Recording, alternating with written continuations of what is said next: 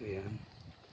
Nandito po tayo sa lugar natin. Actually, hindi po tayo nagbibideo o nagre-reel para po magyabang or whatsoever. So, ang ano lang po natin ay para ano lang po, pakita lang na masaya tayo. Ayan po.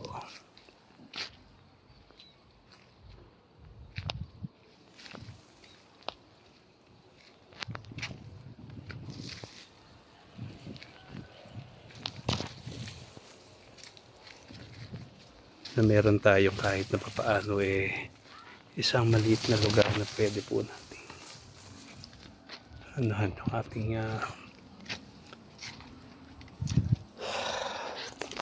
sarili, lalo na sa panahon na nakararanas po tayo ng anxiety. Ayan,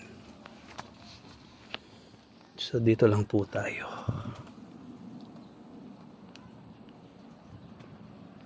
Ayan.